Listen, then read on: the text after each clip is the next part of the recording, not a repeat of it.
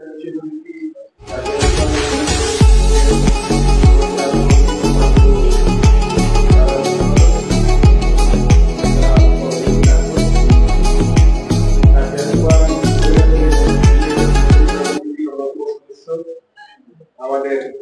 জগন্নাথপুর পৌরসভার সাবেক কাউন্সিলর বিশিষ্ট রাজনীতিবিদ জনাব দেলোয়ার হোসেন, আব্দুল সামাদ উচ্চ বিদ্যালয়ের পরিচালনা কমিটির সম্মানিত সদস্য জনাব ডাক্তার আশরাফ আলী, আমাদের আব্দুল সামাদ উচ্চ বিদ্যালয় এবং রাজ্য সুপার মহিলা কলেজের প্রতিষ্ঠাতা পরিবারের প্রথম সদস্য যারা মতিউর রহমান, বিশিষ্ট ব্যবসায়ী যারা সম্মানিত অভিনববৃন্দ, কলেজের প্রিন্সিপাল মহোদয়, সম্মানিত শিক্ষকবৃন্দ এবং আজকের যাদেরকে নিয়ে এই সুন্দরতম অনুষ্ঠান, আমাদের 2024 সালের পরীক্ষার্থী শিক্ষার্থীরা সকলকে আন্তরিক অভিনন্দন জানাচ্ছি। দীর্ঘ বক্তব্য হয়েছে, আমি সকল বক্তাগণের সাথে একমত করছি। তোমাদের উদ্দেশ্যে তোমরা অত্যন্ত গুরুত্বপূর্ণ এবং তোমাদের আগামী চলার যাতে মসৃণ হয় এটার উপর দীর্ঘ উপদেশমূলক বক্তব্য হয়েছে। আমি মনে করি আজকে এই রাজিয়া সুবহান মহিলা কলেজ স্কুলের যারা 2024 সালে এইচএসসি পরীক্ষা দেবে তারা দুইটি কারণে সৌভাগ্য। প্রথমত, তোমরা এই কলেজের প্রথম ব্যাচের ছাত্রী, এটা হচ্ছে তোমাদের জন্য একটা গৌরবের বিষয়। এই কলেজ যতদিন থাকবে, এই কলেজ যতদিন এই পৃথিবীতে শিক্ষা বিস্তারে দাঁড়িয়ে থাকবে, ততদিন তোমরা প্রথম ব্যাচের ছাত্রীরা হিসাবে একটা আলাদা সম্মানে, আলাদা একটা কৃতিত্বের অধিকারী হিসাবে সকলের মনোবন্ধিরে তোমরা অবস্থান করো।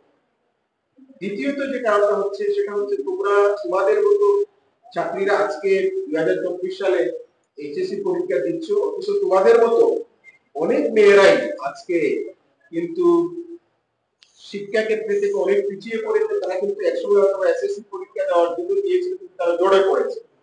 তাদের ক্ষেত্রে তোমরা সৌভাগ্যবান, যেহেতু তোমরা এইচএসসি পরীক্ষা করে দিতে পারছো। আমি তোমাদের পরীক্ষার বিষয়ে যেটা কথা বলতে চাই, তোমরা যেহেতু জীবনে পাবলিক পরীক্ষা আরো দুটি দিয়েছে, একটা দিয়েছে জেডিসি আর একটা দিয়েছে এসএসসি। এসএসসি তোমরা দিয়েছে, জেডিসি দিয়েছে, তোমাদের অভিজ্ঞতা আছে বিশ্বতে। এবার তোমরা জীবনের সবচেয়ে গুরুত্বপূর্ণ পরীক্ষাটা দিতে যাচ্ছ, সেটা হচ্ছে এইচএসসি। এই পরীক্ষাটা তোমার আগামী শিক্ষা ক্ষেত্রে তোমার শিক্ষা জীবন কেমন হবে, তোমার শিক্ষা জীবন কোন দিকে প্রবাহিত হবে, এটার জন্য কিন্তু এই এইচএসসি পরীক্ষাটা অত্যন্ত গুরুত্বপূর্ণ।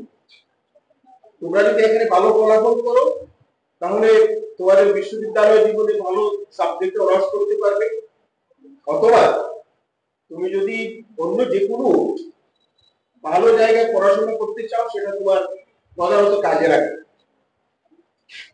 পরীক্ষার্থী হিসেবে তোমাদের যে কয়েকটা কাজ, সেটা হলো প্রথমত তোমাদেরকে আমরা আজকে একটা ফাইল দিয়েছি, সেখানে রুটিন দেওয়া আছে, কলম দেওয়া আছে, ইরেজার আছে, স্কেল আছে।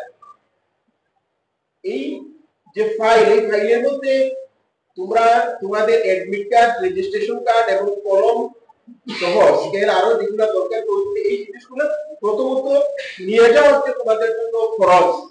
যদি তুমি অ্যাডমিট কার্ড নিয়ে পরীক্ষার হলে যেতে না পারো, তাহলে পরীক্ষার হলে তোমাকে ঢুকতে দিবে না, তুমি পরীক্ষা দিতে পারবে।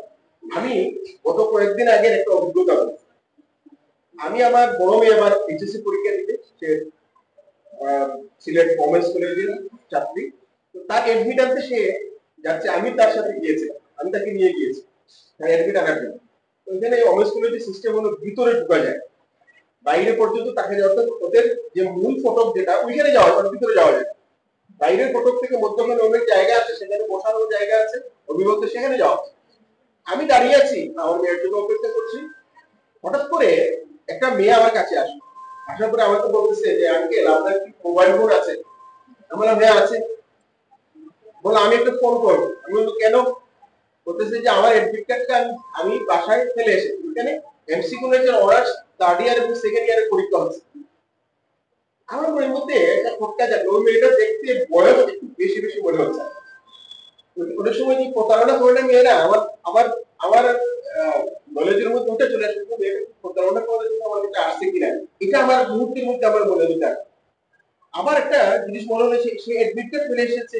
আচ্ছা, প্রতারণা যদি করারই কোনো ইচ্ছে থাকে, আশেপাশে কি লোকজন আছে, ছেলেরাও আছে, মেয়েরা আছে, অভিভাবকরা আছে, এরা হয়তো আমাকে সাহায্য করবে, এটা আমি চিন্তা করি। তাই বলে আচ্ছা ঠিক আছে, আমি আমার ওই যে আমার মোবাইলের লকটা খুলে আমি একটা পার্টি দিলাম। সে ফোন করলো, ফোন করার পরে সে বলতেছে, পিসি তুমি এতক্ষণ আসো না কেন, আমার পরীক্ষা শুরু হয়ে যাচ্ছে, তুমি আসো না কেন বলতেছে। উনি হয়তো বলছে আমি রাস্তায় আছি, আমাকে ফোন দিয়ে সে যখন চলে যাচ্ছে, তখন আমি বললাম যে তুমি অ্যাডমিট কার্ডটা যে ফেলে আসলা, এটা কারণটা কি? তবে সে কিন্তু জবাব দিচ্ছে না। আমাদের কাছে তাকে বিব্রত করার দরকার নেই, এমনি সে ফ্রাস্ট্রেশনের মধ্যে আছে। সে চলে গেল, সে যেখানে দাঁড়িয়েছিল ওখানে 20 মিনিটের পরে একজন মহিলা আসলেন, তাকে অ্যাডমিট কার্ডটা দিলেন।